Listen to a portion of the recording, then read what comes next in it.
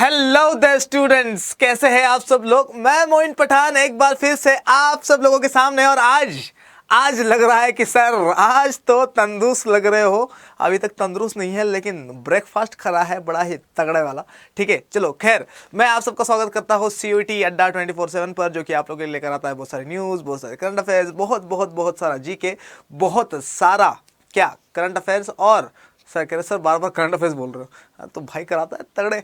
ठीक है, और बहुत सारे अपडेटेड वीडियोस, बहुत सारे नोटिफिकेशंस, और आप सबकी हेल्प करता है आप सबका CUET का एग्ज़ाम क्लियर करवाने में। तो क्या आप सब लोग रेडी है आज वाले करंट अफेयर्स करने के लिए?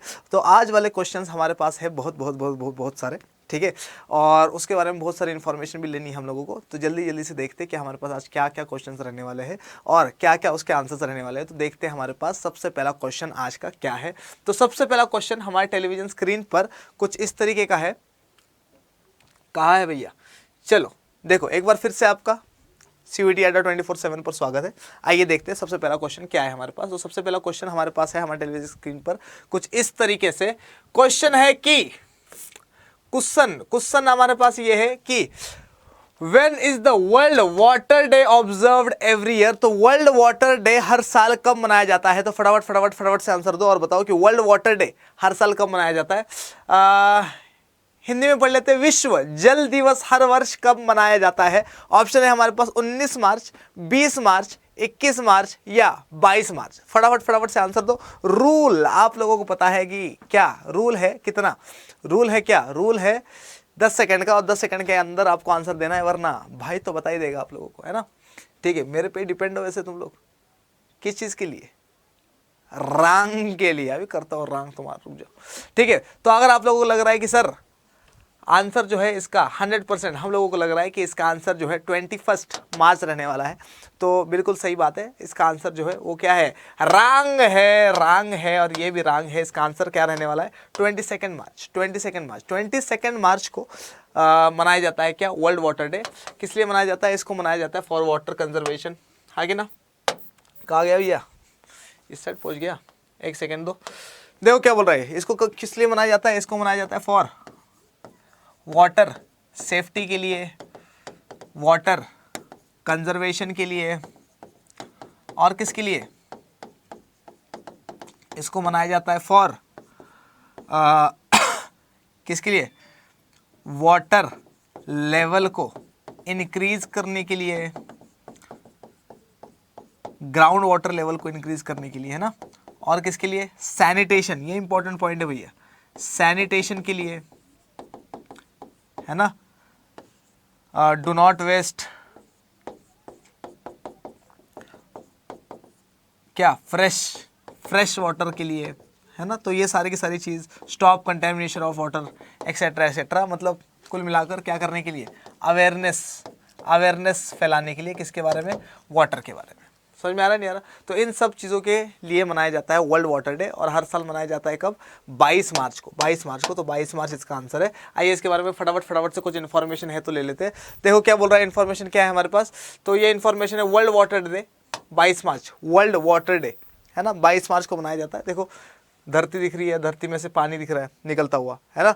और ऐसा ना हो जाए कि सारा के सारा पानी हमारे धरती से बाहर निकल जाए, इसलिए ये वाला बना रखा है। और दूसरी चीज़ देखो इसमें क्या दिखा रखी है, दूसरी चीज़ दिखा रखी है इसमें कि पूरी की पूरी धरती चल रही पानी की वजह से। देखो फैमिलीज चल रही है, पवन चक्कियाँ चल रही है, मतलब विंड मिल्स, है ना। और क्या, पेड़ पौधे उसकी वजह से चल रहे हैं, घर उसकी वजह से चल रहे हैं, बादल उसकी वजह से आ रहे हैं, पानी की वजह से, है ना।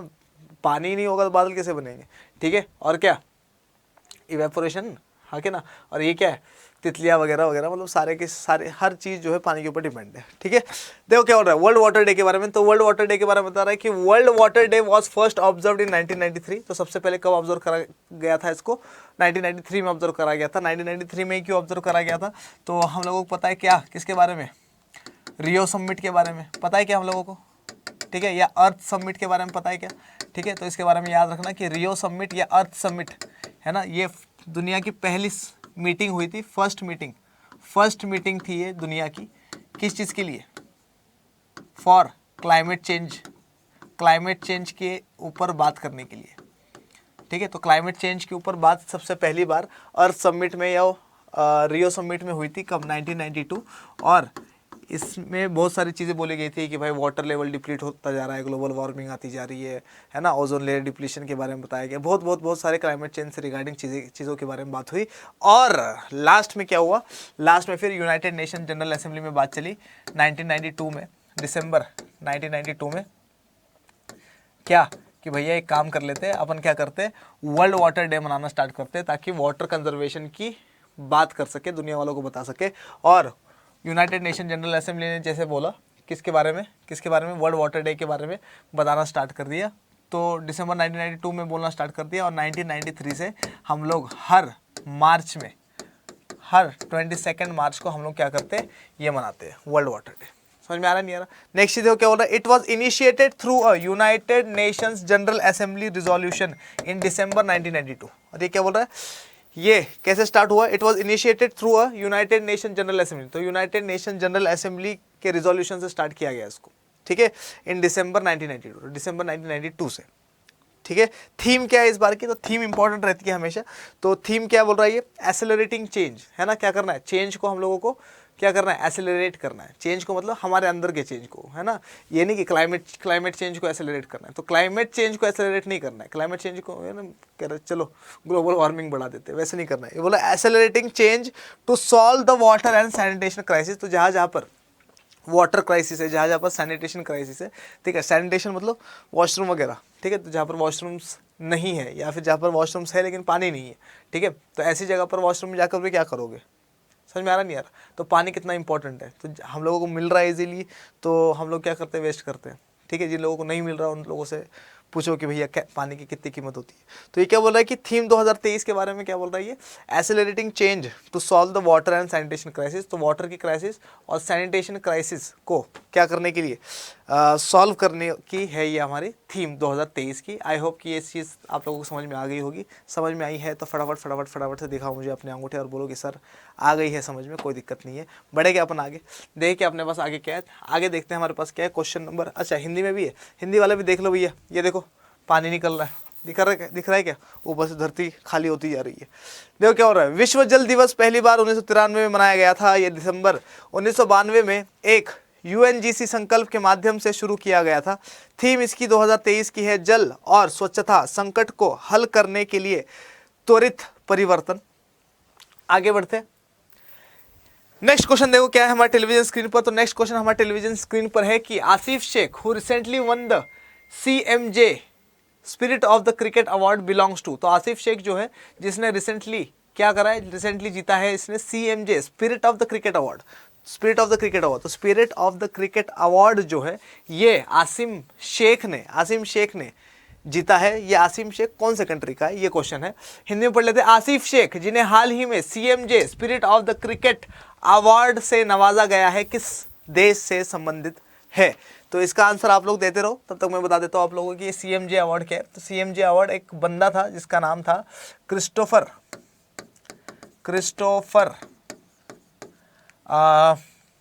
आगे क्या था, क्रिस्टोफर मार्टिन जेनकिंस, एक ही बंदा है ये, ठीक है। तो इसके नाम पे दिया जाता है ये, ठीक है। और क्यों दिया जाता है वो आगे करेंगे अपन, ठीक है। और इसके नाम पे ये एक क्लब है, उसका क्या था, ये प्रेसिडेंट था, प्लस BBC का भी ये one of the best commentator माना जाता था इसको टेस्ट क्रिकेट का। तो इसके नाम पे ये अवार्ड दिया जाता है, spirit of the cricket award, है ना। तो प्लेयर वगैरह नहीं था लेकिन ये बहुत अच्छा क्या था, वो था कमेंटेटर था। तो इसके नाम पे दिया जाता है spirit of the cricket award, ठीक है। Spirit of the cricket award इस बार दिया गया है इस बंदे को जिसका नाम है आसिफ शेख। और आसिफ शेख जो है ये किस कंट्री से बिलोंग करता है, फटाफट से आंसर दीजिए। तो अगर आप लोगों को लग रहा है कि इसका आंसर जो है वो बांग्लादेश है, तो आप लोग सारे के सारे एकदम 100% राइट नहीं हो। हमेशा आंसर क्या आएगा,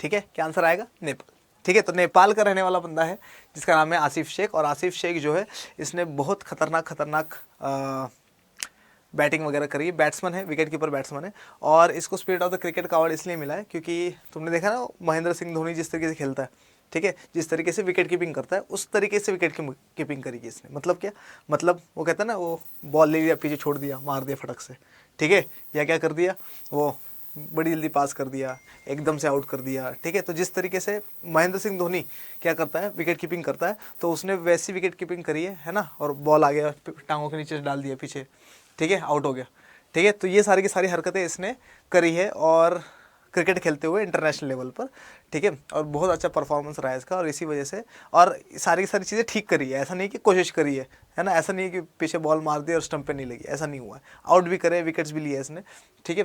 तो इसी वजह से इसको स्पिरिट ऑफ द क्रिकेट का क्या मिला है, स्पिरिट ऑफ द क्रिकेट का अवार्ड मिला है। आइए इसके बारे में जल्दी जल्दी से जानकारी लेते हैं। देखो क्या बोल रहा है, ये है, ठीक है, ये है, क्या नाम है इसका, आसिफ शेख, आसिफ शेख। देखो क्या बोल रहा है, ये बोला Nepalese batsman Asif Shaikh wins 2022 CMJ spirit of the cricket award. Nepalese batter Asif Shaikh was declared the winner of the 2022 Christopher Martin Jenkins spirit of the cricket award. तो 2022 का क्या कहते हैं इसको, अवार्ड मिला है 2024 का क्रिस्टोफर मार्टिन जेनकिंस, जिसको अपन CMJ अवार्ड कहते हैं, उसका spirit of the cricket award मिला है इसको, ठीक है। नेपाली बैट्समैन है आसिफ शेख और विकेट कीपर भी है।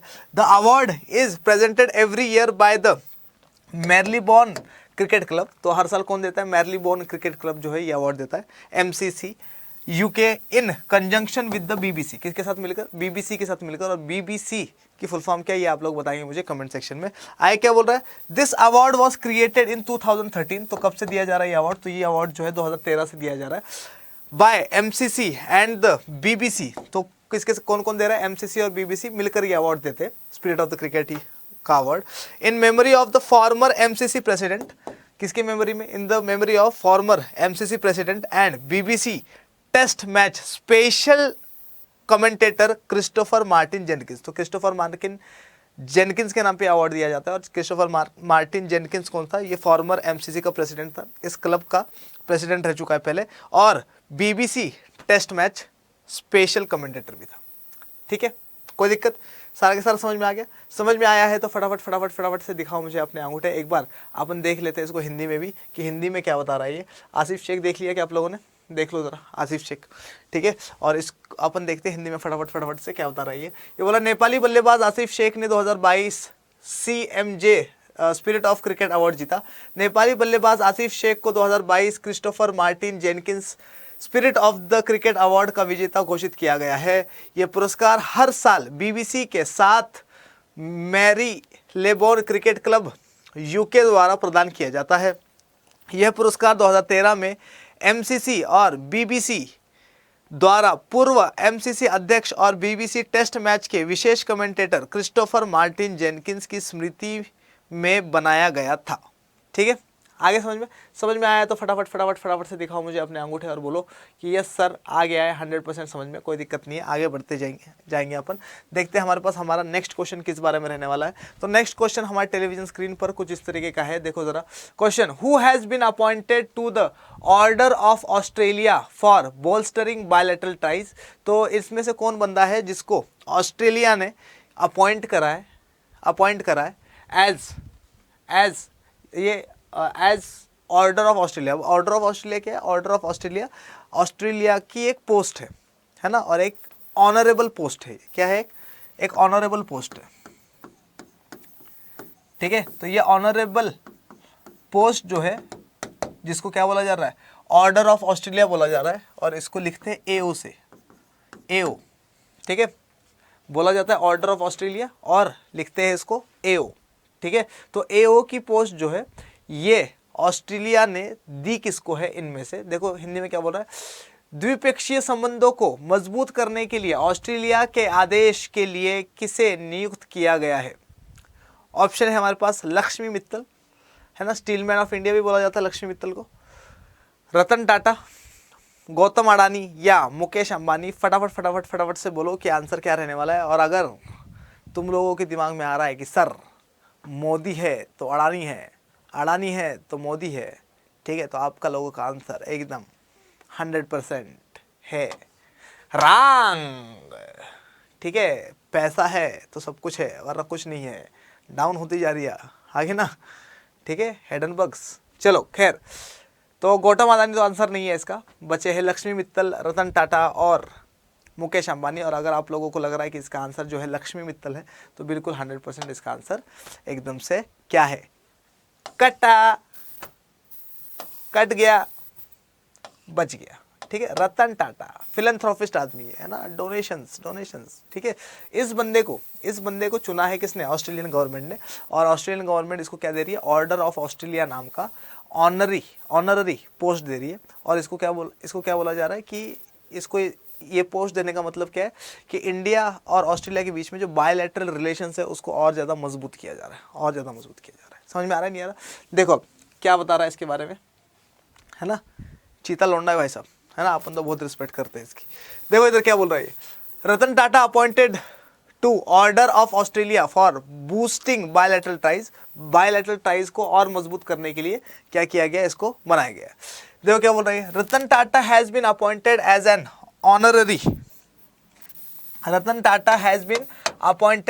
Honorary officer in the general division of the order of Australia AO for distinguished service to Australia-India bilateral relations, particularly trade, investment and philanthropy। तो ये क्या बोल रहा है कि रतन टाटा को क्या दे दिया गया है, रतन टाटा को अपॉइंट किया गया है फॉर द ऑनररी ऑफिसर की पोस्ट है, ठीक है, इन द जनरल डिवीजन में, ठीक है, of the order of Australia AO की पोस्ट के लिए, फॉर डिस्टिंग्विश सर्विस, जो इसने सर्विसेज दिए है वहाँ पर, है ना, मतलब ऑस्ट्रेलिया में भी इन्वेस्टमेंट करी है, ठीक है, तो उससे ऑस्ट्रेलिया की गवर्नमेंट को भी फ़ायदा हुआ है, उसके लिए भी इसको क्या मिल रहा है, ये वाली पोस्ट दी जा रही है। प्लस ट्रेड के लिए भी दी जा रही है, क्योंकि ट्रेड वगैरह बहुत ज़्यादा करा है इसने, है ना, बिजनेसमैन है, स्टील वगैरह जाता है आता है, ठीक है, गाड़ियाँ टाटा की, ठीक है, जाती है।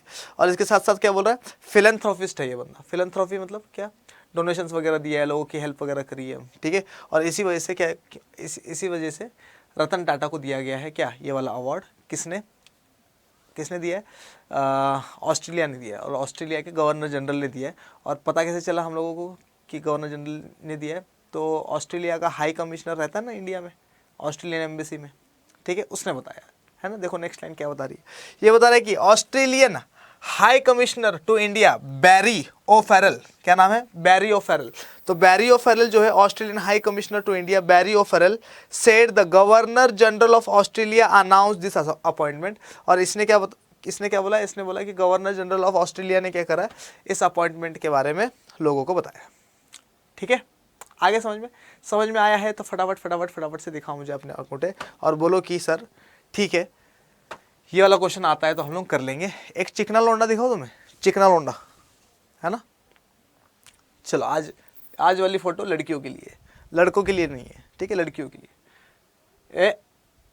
1 2 टन कौन है, वही है रतन टाटा, है ना। देखो स्मार्ट है ना, देखो अच्छा खासा स्मार्ट है, ठीक है, रतन टाटा। चलो खैर देखो, तो स्मार्ट है ना बोल तो मेरे को देखने लग गए। तो इधर देखो क्या बोल रहे हैं, रतन टाटा को द्विपक्षीय संबंधों को बढ़ाने देने के लिए ऑस्ट्रेलिया के आदेश के लिए नियुक्त किया गया है। ऑस्ट्रेलिया भारत द्विपक्षीय संबंधों, विशेष रूप से व्यापार, निवेश और परोपकार के लिए विशिष्ट सेवा के लिए रतन टाटा को ऑर्डर ऑफ ऑस्ट्रेलिया AO के जनरल डिवीजन में एक मानद अधिकारी के रूप में नियुक्त किया गया है। भारत में ऑस्ट्रेलियाई ये क्या लिखा है भैया, ऑस्ट्रेलियाई उच्चायुक्त, अच्छा ये हाई कमिश्नर है, उच्चायुक्त, ठीक है, बैरी ओफेरल ने कहा कि ऑस्ट्रेलिया के गवर्नर जनरल ने इस नियुक्ति की घोषणा की है। ठीक है, समझ में आ गया, समझ में आया तो फटाफट से दिखाओ मुझे अपने अंगूठे और बोलो कि हाँ सर आ गया समझ में, कोई दिक्कत नहीं है, पेपर में आता है ना, काट देंगे दुर्राटे। ठीक है, बढ़े आगे, चलो नेक्स्ट देखते हैं हमारे पास क्या है, नेक्स्ट क्वेश्चन क्या है, जल्दी से। Who is the author of the book Bipin the man behind the uniform. तो Bipin the man behind the uniform जो है, इसका क्या है, इसका ऑथर कौन है, इस किताब के ऑथर कौन है। ठीक है, तो पुस्तक Bipin the man behind the uniform के लेखक कौन है, जल्दी से बताओ। तो ऑप्शन है हमारे पास रचना बिस्वत रावत, अर्चना शेखावत, वरुणा राजपूत या अंजलि राठौड़। तो फटाफट से आंसर दो और बताओ कि इसका आंसर क्या रहने वाला है। तो अगर आप लोगों को लग रहा है कि सर इसका अंजलि राठौड़ आंसर है तो बिल्कुल भी आप लोग सही नहीं हो, है ना। लेकिन अगर आप लोगों को लग रहा है कि इसका आंसर सी है, वरुणा राजपूत, तो मैं आप लोगों को काइंड इन्फॉर्मेशन के लिए बता दूं कि ये रॉन्ग है, क्योंकि ये मेरी क्लासमेट थी कभी, है ना, स्कूल टाइम पे।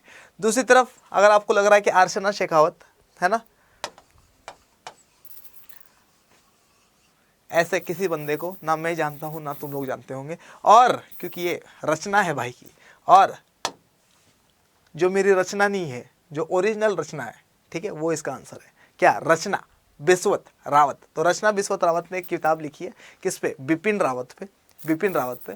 और बिपिन रावत जी हमारे क्या थे? First chief of defence staff थे, first chief of defence staff थे।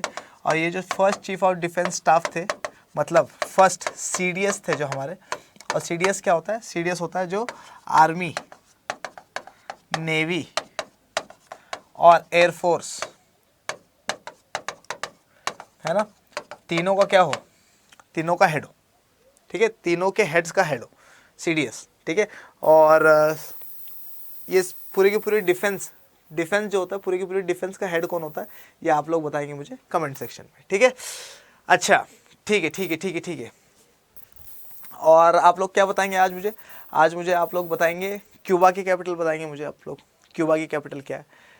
साइबेरिया की कैपिटल बताएंगे आप लोग मुझे क्या है ना। आप लोग बताएंगे मुझे मंगोलिया की कैपिटल बताएंगे, है ना, मॉरिशियस की कैपिटल बताएंगे, मदागास्कर की कैपिटल बताएंगे।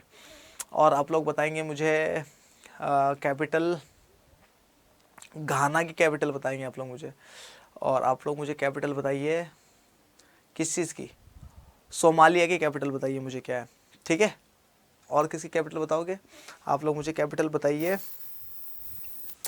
न्यूजीलैंड की बता दी थी क्या आप लोगों ने? न्यूजीलैंड की कैपिटल बताइए, ठीक है। तो इन सब चीज़ों की कैपिटल आज बता देना मुझे क्या है, इसके बारे में इन्फॉर्मेशन लेते हैं। आओ जल्दी से इन्फॉर्मेशन लेते हैं। देखो ये है बिपिन रावत जी, तो इनके ऊपर किताब लिखी गई है ना, इनकी डेथ हो गई है रिसेंटली। तो Bipin the man behind uniform, Rachna Biswat Rawat is the author of this book. तो रचना बिस्वत रावत जो है वो इस बुक की जो है वो ऑथर है, ठीक है।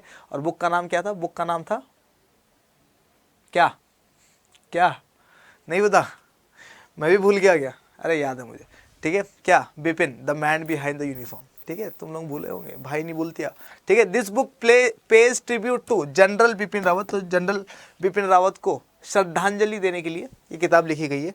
India first chief defence staff, और ये इंडिया के सबसे पहले चीफ ऑफ डिफेंस स्टाफ थे, ठीक है। The book highlights his life. तो बुक क्या बता रही है? उनके लाइफ के बारे में बता रही है। हिज पर्सनैलिटी एंड प्रिंसिपल्स, और उनकी पर्सनैलिटी के बारे में और उनके सिद्धांतों के बारे में हम सबको बता रही है, ठीक है। बिपिन रावत, जनरल बिपिन रावत, ठीक है। हिंदी में देख लो तो ये किताब कुछ इस तरीके से दिखती है किताब, है ना, रचना बिस्वत रावत दिख रहा होगा। देखो क्या बोल रहा है, बिपिन वर्दी के पीछे का आदमी, ठीक है। इसका हिंदी वर्णन ना ही करो तो ज़्यादा अच्छा है। इस पुस्तक की लेखिका, शायद मुझे नहीं लगता कि हिंदी में आई है, इंग्लिश में ही आई है अभी तक, है ना। इस पुस्तक की लेखिका रचना बिस्वत रावत है। यह किताब भारत के पहले chief of defence staff general Bipin Rawat को श्रद्धांजलि देती है। पुस्तक में उनके जीवन, व्यक्तित्व और सिद्धांतों पर प्रकाश डाला गया है, ठीक है। आगे समझ में आया है तो दिखाओ मुझे अपने फटाफट से अंगूठे और बोलो कि यस सर आ गया समझ में, कोई दिक्कत नहीं है। आगे बढ़ते हैं, देखते हैं हमारे पास और क्या है नेक्स्ट टेलीविजन स्क्रीन पर। तो नेक्स्ट देखो क्या है, ठीक है। What is India's rank in the 10th edition of the world happiness report 2023। तो वर्ल्ड हैप्पीनेस इंडेक्स फिर से आ गया है ना 2023 का। तो इसमें इंडिया की रैंक क्या है, रैंक वो बताना है हम लोगों को, ठीक है। वर्ल्ड हैप्पीनेस रिपोर्ट 2023 में 23 के 10वें संस्करण, है ना, 10th एडिशन आया है इसका। मतलब ये कब स्टार्ट हुआ होगा? लगभग 2013 में, है ना। तो 2013 में स्टार्ट हुआ होगा, तभी 10वां एडिशन होगा इसका, ठीक है। तो इसका 10th एडिशन आया, और 10th एडिशन में इंडिया कितना ज़्यादा हैप्पी है, ठीक है। ईस्ट एशिया में इंडिया सबसे अनहैप्पी है, पता है आपको, ठीक है। दिखाता हूँ कैसे, ठीक है। तो ये क्या बोल रहा है, 10वां संस्करण है और 10वां संस्करण में इंडिया जो है बहुत पीछे चल रहा है। और इंडिया की रैंक क्या है बतानी है अपने को, 122, 124, 126 या 128। ठीक है, पिछले साल इंडिया की रैंक क्या थी? तो 2022 में जो 9th एडिशन था, 9th एडिशन, बहुत आवाज़ आती है इसकी, 9th एडिशन, तो 9th एडिशन में इंडिया की रैंक थी 136, है ना। तो इंडिया ने अपने रैंक तो इम्प्रूव कर ली है, और रैंक इम्प्रूव कितनी करी है इंडिया ने? 126 पे। ठीक है, तो इंडिया की रैंक क्या है? इंडिया की रैंक आई है 126। आया नहीं आया समझ में? ठीक है, व्हाट इज इंडियाज रैंक? तो इंडिया की रैंक है 126। और आइए इसके बारे में इंफॉर्मेशन लेते हैं फटाफट।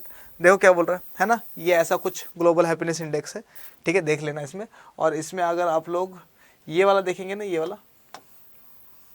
वाला पोर्शन, तो आप लोगों को पता लगेगा क्या, यहाँ पर लिखा है least happy country in east Asia, least happy, और यहाँ पर इंडिया का साइन दिखेगा आपको। ठीक है, तो ईस्ट एशिया में मतलब ये इस वाले एरिया में इंडिया सबसे अनहैप्पी कंट्री है। ठीक है, समझ में आ रहा है नहीं यार? चलो देखते हैं, दूसरी तरफ देखते हैं अपन क्या बोल रहा है ये। मोस्ट हैप्पी वाले को इसने 8 पॉइंट दिए, तो पाकिस्तान हमसे आगे है यार, 4.6 है। पाकिस्तान बांग्लादेश से भी आगे लगता, म्यांमार से भी आगे। अच्छा जी, चाइना हमसे खुश तो होगा ही, 5.8, इतने लोग मर रहे हैं फिर भी खुश है वो। ठीक है, चलो, और यहाँ पे ठीक है, अफगानिस्तान सबसे लिस्ट हैप्पी कंट्री है किसमें? मिडल ईस्ट में। ठीक है, चलो इसके बारे में इंफॉर्मेशन लेते हैं फटाफट से। देखो क्या बोल रहा है ये, वर्ल्ड हैप्पीनेस रिपोर्ट 2023। तो टॉप किसने किया? हमेशा की तरह फिनलैंड ने, है ना, लगातार 6ठी बार टॉप किया है इसने। ठीक है, तो 2016 से लगातार टॉप कर रहा है, शायद 2017 से, तो 17, 18, 19, 20, 21, 22, ठीक है, और 23, तो लगभग 6 साल से ये क्या कर रहा है, लगातार टॉप कर रहा है। Finland was again ranked as the world's most happiest country for the 6th year in a row। ठीक है, तो 6th year in a row ये क्या बन गया? वर्ल्ड्स हैप्पीएस्ट कंट्री बन चुका है। इंडिया के रैंक 126 थे, इंप्रूव हो गया इंडिया। ठीक है, this is the 10th edition of this report which is published by the United Nations Sustainable Development Solutions Network. तो कौन निकालता है इसको? United Nations Sustainable Development Solutions Network जो है इसको पब्लिश करता है हर साल। Countries are ranked on the basis of life evaluations from the last 3 years। ठीक है, तो लास्ट 3 साल में इन लोगों ने जो काम करे उसके अकॉर्डिंगली क्या करते हैं, इसको इवेल्युएट करके इसका लिस्ट निकाली जाती है। ठीक है, तो फिनलैंड जो है बहुत अच्छे काम कर रहा है, इस वजह से टॉप पे है। प्लस छोटी कंट्री है, पॉपुलेशन कम है ना, वेलफेयर एक्टिविटीज़ ज़्यादा होती है। कौन से फैक्टर्स इसके लिए रिस्पॉन्सिबल है? तो बोल रहा है जीडीपी पर कैपिटा, तो जीडीपी देखी जाती है पर कैपिटा, मतलब हर इंसान, पूरी की पूरी जीडीपी डिवाइडेड बाय पॉपुलेशन। तो अपनी पॉपुलेशन तो माशाल्लाह से बढ़ती ही जा रही है ना, तो जीडीपी पर कैपिटा देखा जाता है, सोशल सपोर्ट देखा जाता है, हेल्दी लाइफ एक्सपेक्टेंसी देखी जाती है ना, freedom, generosity and low corruption are also evaluated. तो ये सारी की सारी चीज़ों को इवेल्युएट करा जाता है, और इन सारी की सारी चीज़ों को इवेल्युएट करके फिर क्या उन फैक्टर्स को देखा जाता है। ठीक है, इन फैक्टर्स के हिसाब से इवेल्युएट करके लिस्ट निकाली जाती है किसकी? वर्ल्ड हैप्पीनेस रिपोर्ट की। समझ में आया कि नहीं आया? ठीक है, हिंदी में देखें क्या? हिंदी में देखो क्या बोल रहा है ये वर्ल्ड हैप्पीनेस रिपोर्ट के बारे में। तो बोल रहा है कि वर्ल्ड हैप्पीनेस रिपोर्ट 2023 फिनलैंड को फिर से लगातार 6ठे वर्ष दुनिया के सबसे खुशहाल देश के रूप में स्थान दिया गया है। भारत 126वें स्थान पर है। यह इस रिपोर्ट का 10वां संस्करण है, जिसे संयुक्त राष्ट्र सतत विकास समाधान नेटवर्क द्वारा प्रकाशित किया गया है। पिछले 3 वर्षों के जीवन मूल्यांकन के आधार पर देशों की रैंकिंग की जाती है। 6 कारक है, 6 फैक्टर्स: प्रति व्यक्ति जीडीपी, सामाजिक समर्थन, स्वस्थ जीवन प्रत्याशा, स्वतंत्रता, उदारता और कम भ्रष्टाचार का भी मूल्यांकन किया जाता है, और इसके हिसाब से लगाई जाती है क्या ये रिपोर्ट। समझ में आया है तो फटाफट से मुझे दिखाओ अपने अंगूठे और बोलो कि हाँ सर आ गया समझ में, कोई दिक्कत नहीं है। ठीक है, ये वाला क्वेश्चन आएगा तो कर लेंगे अपन। ठीक है, चलो कुछ बचा है क्या? समाप्त। ठीक है, तो ये सारी की सारी चीज़ें हो गई। लास्ट चीज़ जो हम लोगों को याद रखनी है वो क्या है? वो है कि अपना कौन सा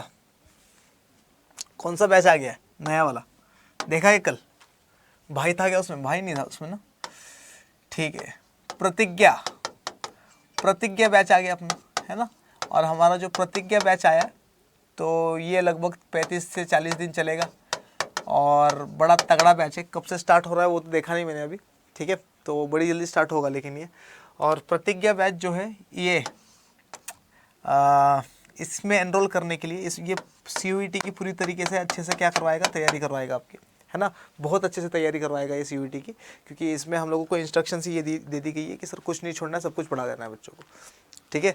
और रिवीजन भी करवानी है, MCQs भी करवाना है, ठीक है। तो CUET से रिलेटेड जो कुछ भी है, ठीक है, तो उस चीज़ के लिए क्या करना, इसके लिए एनरोल हो जाना। मतलब मुझे पर्सनली बहुत अच्छा लगा ये, ठीक है, जितने बैचेस अभी तक आए हैं उन सब से, कि इसमें जो है टीचर्स को फ्रीडम दे दी गई है और पूरा के पूरा सिलेबस जो है बहुत अच्छे से करवाया जा रहा है, ठीक है। तो इसमें अगर अभी तक कोई बैच जो है परचेस नहीं करा है तो प्रतिज्ञा बैच जो है इसको परचेस कर लो आप लोग, ठीक है, CUET के लिए।